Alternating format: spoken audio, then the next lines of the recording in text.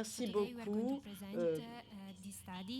Cette étude nous a donc amené à essayer de comprendre les défis médicaux dans le diagnostic et le traitement de ces enfants avec l'œdème bilatéral à Godet. Déjà, je voudrais donner une petite définition de cela. C'est un signe typique du kwashiorkor, mais ça n'est pas réservé au kwashiorkor. C'est donc important de faire la différence entre l'œdème nutritionnel, des signes de kwashiorkor. On a des modifications cutanées, des protéines plasmatiques en baisse, une difficulté à traiter, une mortalité importante et un score Z relativement élevé par rapport au marasme.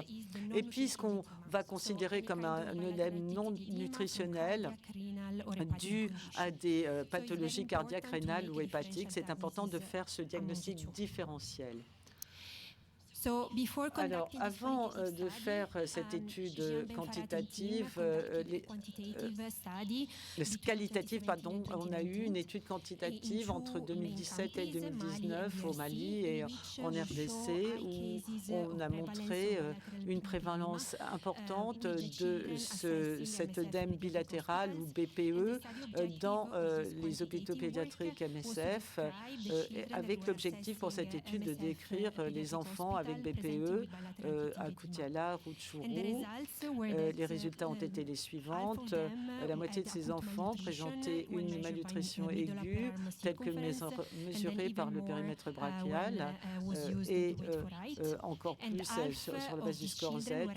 Et on avait aussi la moitié qui était anémiée, hypotendue à l'admission, avec une mortalité élevée, et surtout aussi des enfants avec protéinurie.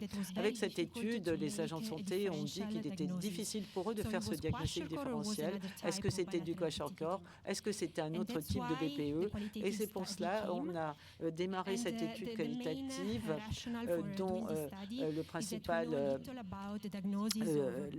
motivation, c'est d'avoir plus d'éléments pour faire ce diagnostic différentiel et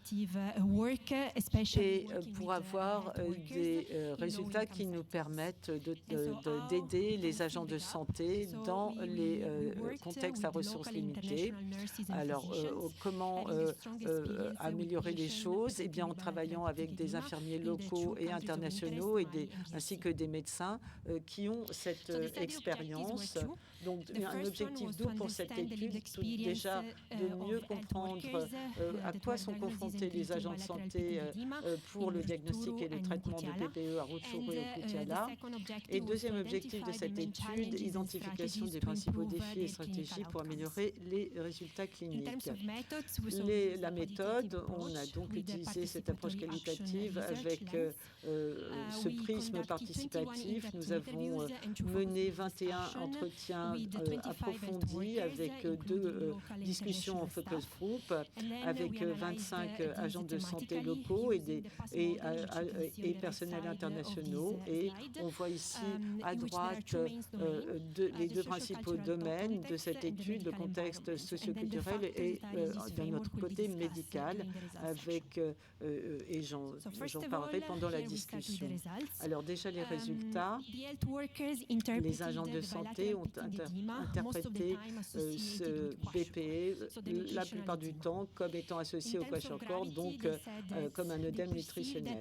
La gravité perçue était élevée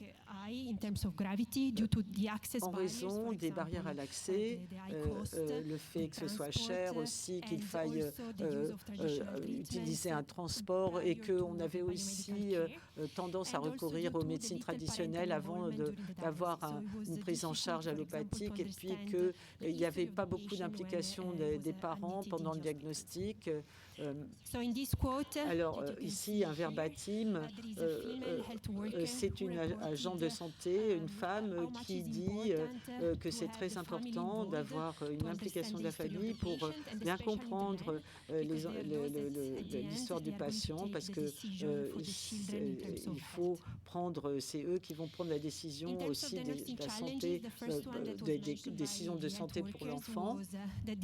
Deuxième résultat, eh bien, cette évaluation initiale du BPE, elle est faite souvent par des assistants en nutrition et non pas par les médecins, ce qui entraîne un surdiagnostic du kwashiorkor et avec l'absence de diagnostic différentiel. Et en RDC, on s'est aperçu en particulier qu'il y avait très peu de capacités laboratoires pour confirmer le diagnostic. Et dans ce verbatim d'un participant homme, on souligne les difficultés de poser ce diagnostic du kwashiorkor et de la sévérité de l'œdème chez un enfant.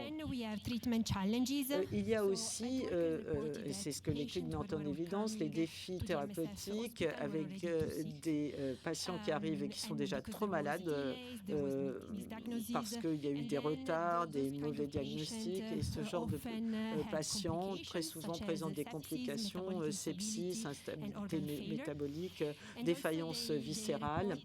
Et on a aussi pas mal de confusion dans les recommandations émises au moment de la sortie de l'hôpital. Par exemple, des conseils qui sont contradictoires sur l'utilisation des aliments thérapeutiques en combinaison ou pas avec l'alimentation du foyer. Et il y a des différences d'un pays à l'autre, mais aussi d'une équipe à l'autre. Alors, les recommandations des agents de santé en notre direction, et ça c'est ressorti des discussions en groupe à la fois avec les équipes du Mali et de RDC, ils mettent l'accent sur la prévention, la standardisation, le personnel, la formation et la recherche. En termes de prévention, il est important de renforcer l'éducation à la santé et d'impliquer la communauté pour que les enfants n'arrivent pas trop tard à l'hôpital. La standardisation, les agents de santé estiment que pour le côté diagnostic, ce serait bien d'avoir des protocoles unifiés, également des modèles de recueil d'anamnèse. Pour le personnel à la formation, on a besoin de davantage de personnel qualifié, d'une formation au triage, d'un soutien psychologique. Et enfin, le dernier volet évoqué par les agents de santé, la recherche. Pour eux, le kwashiorkor fait l'objet de trop peu de recherche et qu'il faudra en savoir d'après eux davantage sur la physiopathologie et sur les traitements sur mesure. Les recommandations, puisque on a, même pour les recommandations, maintenu cette approche participative et donc ça fait l'objet de discussions avec les équipes de recherche et les référents MSF et les opérations. Et donc 5 recommandations sont ressorties de tout cela.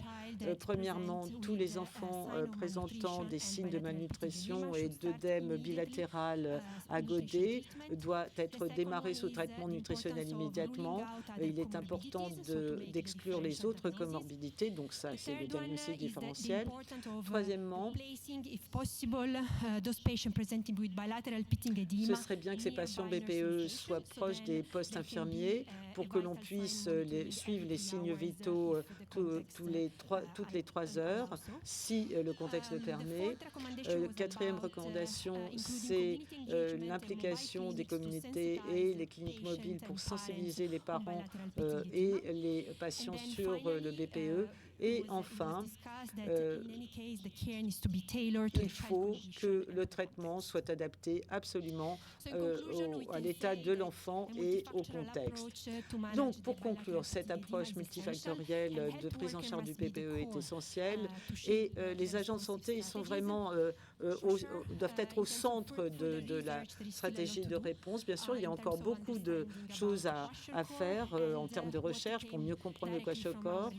Et ce qui est ressorti directement de notre recherche, c'est qu'il est important de faire l'analyse de la perspective à la fois de la communauté et des soignants pour mieux comprendre le contexte socioculturel et pour avoir des interventions qui soient plus pertinentes en fonction du contexte afin de prévenir et de traiter cet œdème bilatéral à Godé.